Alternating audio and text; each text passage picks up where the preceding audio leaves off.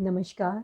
आज हम बात करेंगे विकास से जुड़े एक और दृष्टिकोण की, जिसे समुदाय संचालित विकास यानी कम्युनिटी ड्रिवन डेवलपमेंट भी कहा जाता है। कम्युनिटी ड्रिवन डेवलपमेंट में ये जो वर्ड है ड्रिवन, इस पे बहुत ज़्यादा फोकस किया गया है। डेवलपमेंट टर्मिनोलॉजी में कम्युनिटी ड्रिवन डेवलपमेंट को शॉर्ट फॉर्म में CDD कॉन्सेप्ट भी कहा जाता है। विकास से जुड़े विभिन्न दृष्टिकोण हमने पहले भी पढ़े हैं, जैसे modernisation theory of development, dependency theory of development और फाइनली 70 और 80 के दशक में एक ऑल्टरनेटिव अप्रोच टुवर्ड्स डेवलपमेंट यानी विकास से जुड़ा एक वैकल्पिक दृष्टिकोण भी सामने आया था।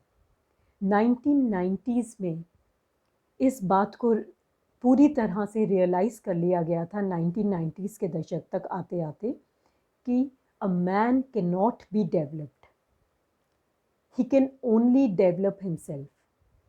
हम किसी व्यक्ति का विकास नहीं कर सकते, एक व्यक्ति को अपना विकास स्वयं करना पड़ता है।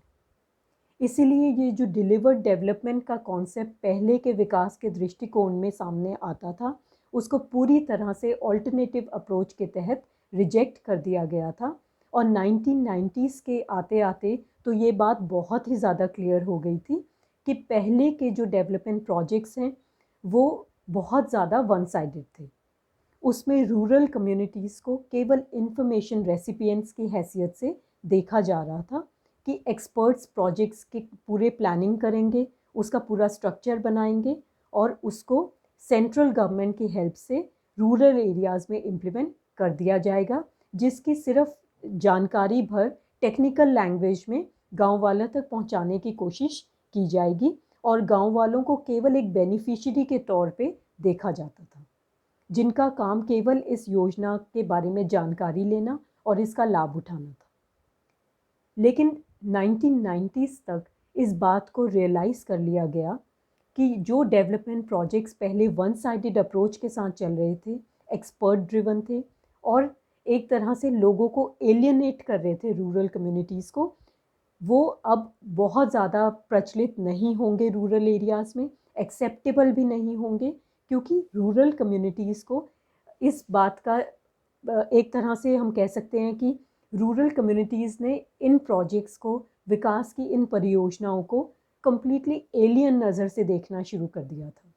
यानी वो इसको सरकारी योजनाओं की तरह ट्रीट करते थे कि ये तो सरकार द्वारा संचालित योजनाएं हैं, सरकारी योजनाएं हैं, जिसमें केवल हमें हमारा नाम अगर लाभार्थी वाले रजिस्टर में ऐड हो जाए, बेनिफिशियरी वाले रजिस्टर में ऐड हो जाए, हमारा केवल इतना काम है, जहां जिस समय हमें बुलाया जाता है बस जाके हम हाज़िरी लगा दें ताकि हमारा बेनिफिशियरी लिस्ट में नाम आ जाए और किसी तरह कोई मॉनिटरी फ़ायदा हमारा हो जाए।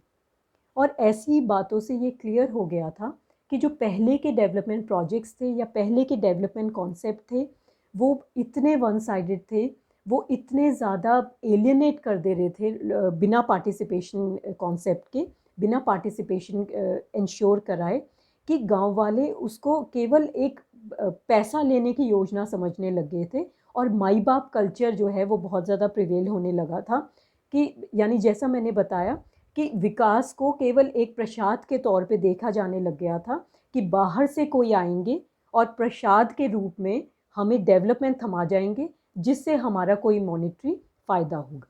इस तरीके की बातें जो हैं वो सामने आ रही थी। एक स्टडी भी कंडक्ट हुई थी, वॉइस ऑफ द स्टडी नामक एक रिपोर्ट छपी थी, दीपा नारायण की रिपोर्ट थी, वो 2000 में पब्लिश हुई थी वो। तो 1990s में जो है करीब 60 अलग अलग देशों, 60 अलग अलग कंट्रीज़ के ऑलमोस्ट 60,000 लोगों का जब इंटरव्यू लिया गया और उनसे पूछा गया कि कम्युनिटी डेवलपमेंट प्रोजेक्ट्स में आपकी क्या एक्सपेक्टेशंस है, आप क्या चाहते हैं, तो उन्होंने कहा कि वो चाहते हैं कि उन्हीं में से कुछ रिप्रेजेंटेटिव्स यानी लोकल लेवल पे जो ऑर्गेनाइजेशंस हैं वो उस पे ही ट्रस्ट करेंगे और ऐसी ऑर्गेनाइजेशंस को आगे आके एक इंटरमीडियरी की भूमिका निभानी चाहिए। बाहरी एनजीओज़ या बाहरी गवर्नमेंट के जो नुमाइंदे हैं वो आके अगर किसी योजना को गांव में चलाते हैं तो उससे लोग नहीं जुड़ पाते, कोई सेंस ऑफ बिलोंगिंगनेस नहीं हो पाती गांव वालों की। इसलिए वो चाह रहे थे कि उनके विकास की जिम्मेदारी उनको खुद को अपने हाथों में सौंपी जाए, अपने रिसोर्सेज की पावर उनके खुद के हाथों में हो, उनकी खुद की ऑर्गेनाइजेशंस के हाथों में हो, ताकि जो सरकारी लेवल पे करप्शन है उसको कम किया जा सके और एक सेंस ऑफ अकाउंटेबिलिटी बढ़ सके। तो इस तरह की बातें जो है निकल के, ऐसे निष्कर्ष निकल के उस स्टडी में सामने आए थे।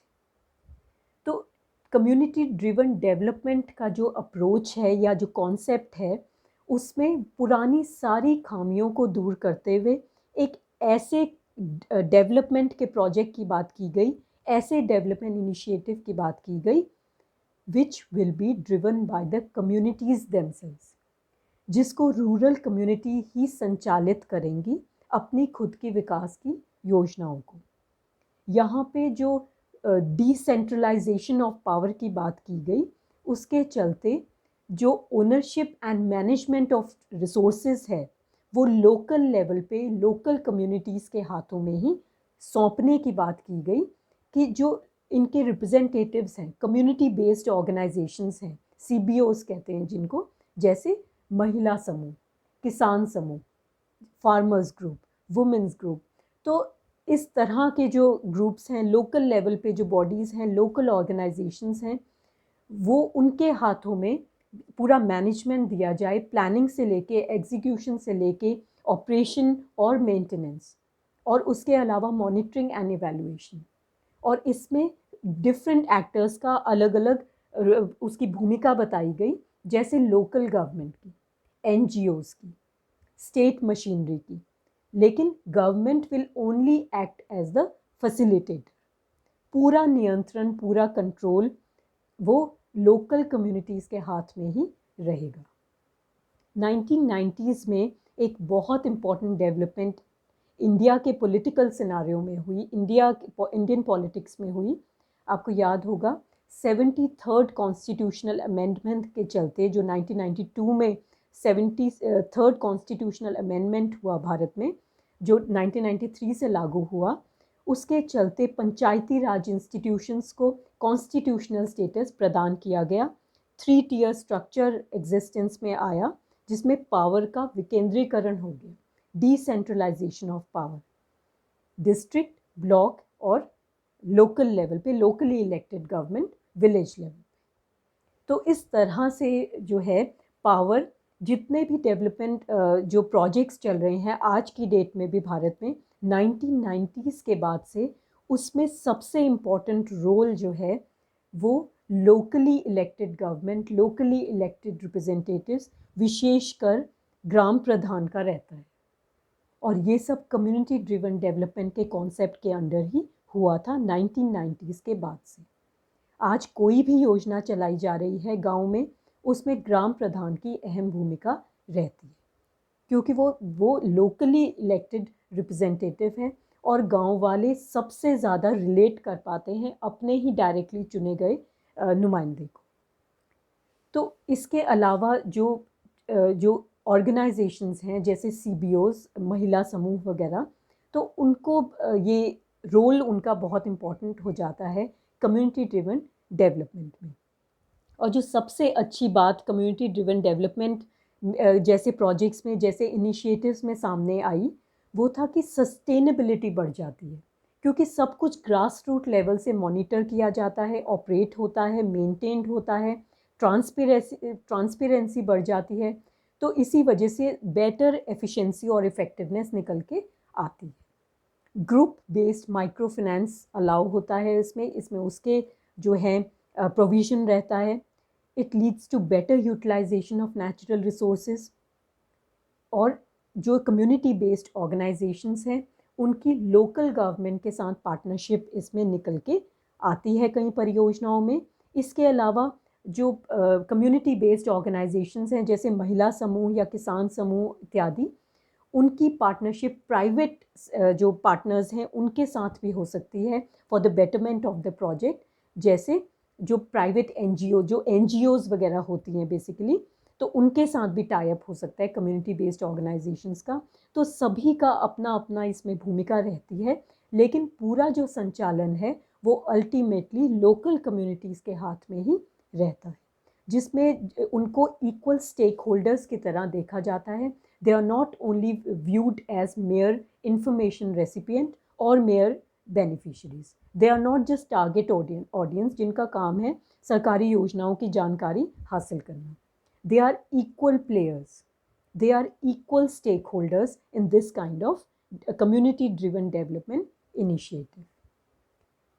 और यहाँ पे एक एग्जाम्पल के ज़रिए इससे और भी ज़्यादा क्लियर हो जाएगा कि कितने ज़्यादा बेनिफिट होते हैं कम्युनिटी ड्रिवन डेवलपमेंट प्रोजेक्ट के. सबसे अच्छी बात इसकी ये होती है कि इस तरह के जो प्रोजेक्ट्स हैं इसमें सेंस ऑफ ओनरशिप बढ़ती है लोकल लोगों की, और वो उस प्रोजेक्ट को सरकारी योजना की तरह नहीं देखते बल्कि वो सोचते हैं ये उनकी ही योजना है जिसको आगे भी उनको सक्सेसफुल बनाए रखना है. इसका सबसे बेस्ट उदाहरण है जो नैनीताल डिस्ट्रिक्ट का जो धारी ब्लॉक है उसमें एक गांव है परबड़ा. इट्स अ सिंगल विलेज ग्राम पंचायत. और स्वजल का नाम आपने सुना होगा. Swajal is the implementing agency of water and sanitation schemes in the state of Uttarakhand. बहुत ज़्यादा वाइड रिकग्निशन मिली हुई है स्वजल को अपने innovative water and sanitation promotion activities की वजह से all over India and across the country and even outside. तो जो स्वजल परियोजना के तहत उत्तराखंड के परवड़ा जो गांव है धारी ब्लॉक का, वहाँ पे sustainable rural water supply scheme 2001 में कमीशन की गई थी, जिसके तहत छोटी छोटी 3 वाटर स्कीम्स चलाई गई थी. एक ज़माना था जब परवड़ा में पानी की बेहद कमी हुआ करती थी और वहाँ की जो औरतें हैं उनको अपने घरों से बहुत दूर जाके नौलों से भर भर के लाना पड़ता था. इतनी ज़्यादा पानी की किल्लत से पूरा गांव जूझ रहा था. लेकिन जो स्वजल की हेल्प से ये जो परियोजना शुरू की रूरल वाटर सप्लाई स्कीम, इसके तहत छोटी छोटी 3 स्कीम्स चलाई गई, जैसे वाटर पंपिंग की स्कीम, या उसके अलावा rain water storage tank setup किया गया, वाटर पंप सेटअप किया गया. इस तरह से छोटी छोटी 3 परियोजनाएं इस जो स्कीम के तहत चलाई गई परबड़ा में. और उसकी सबसे अच्छी चीज़ ये थी कि इसमें कम्युनिटी ड्रिवन डेवलपमेंट के कॉन्सेप्ट के तहत गांव वालों को ही रिस्पॉन्सिबिलिटी दी गई. ऑपरेशन और मैनेजमेंट में गांव वालों को ही शामिल किया गया. यानी उसको सेटअप करने में, उसकी मेंटेनेंस करने में, उसको ऑपरेट करने में गांव वालों को ही इन्वॉल्व किया गया. और ये डिसाइड किया गया कि गांव वालों से मिनिमम कंट्रीब्यूशन लिया जाएगा ताकि उनमें एक सेंस ऑफ ओनरशिप आए इस योजना को लेके.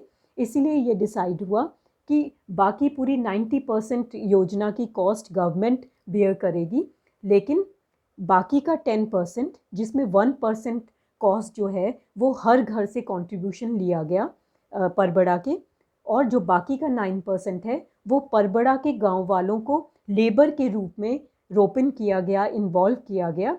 तो लेबर कॉस्ट जो है वो निकल के आई. तो ऐसे 10% कंट्रीब्यूशन गांव वालों की ओर से दिया गया. इसके लिए एक एनजीओ की भी हेल्प ली गई थी. एनजीओ को इन्वॉल्व किया गया था ताकि वो सोशल मोबिलाइजेशन का काम कर सके, गांव वालों को इस परियोजना से जोड़ने का काम कर सके. उसके अलावा स्वजल ने एक village water and sanitation committee की स्थापना की, जिसके मेंबर्स भी गांव वालों को बनाया गया. एक बार ये परियोजना ख़त्म हो गई, लेकिन उसके बावजूद भी आज 18-19 साल हो चुके हैं. परबड़ा में पानी की किल्लत पूरे तरीके से दूर हो चुकी है. लोगों को अब घरों से इतनी दूर बाहर जाके पानी नहीं भरना पड़ता. स्कूल्स में पानी अवेलेबल रहता है 24/7, और इतनी अच्छी पानी की फैसिलिटी हो गई है कि परबड़ा को वाटर और सैनिटेशन इनिशिएटिव में मॉडल विलेज की तरह जो है वो पेश किया जाता है. और इस 18-19 साल होने के बावजूद भी अब वो जो village water and sanitation development committee है वो गांव वालों से, परबड़ा के गांव वालों से हर घर से 125 रुपये की कलेक्शन करती है, और उन्हीं पैसों को कलेक्ट करके इस परियोजना को, यानी ये जो वाटर टैंक्स वगैरह हैं उनकी मेंटेनेंस की जाती है, उनको ऑपरेट किया जाता है, और इलेक्ट्रिसिटी वगैरह की सब बिल सब कुछ निपटा के भी उनके पास इतने पैसे बचते हैं कि अच्छी मेंटेनेंस इस प्रोजेक्ट की हो पाए. तो ये सेल्फ सस्टेनिंग है, एक अच्छा उदाहरण है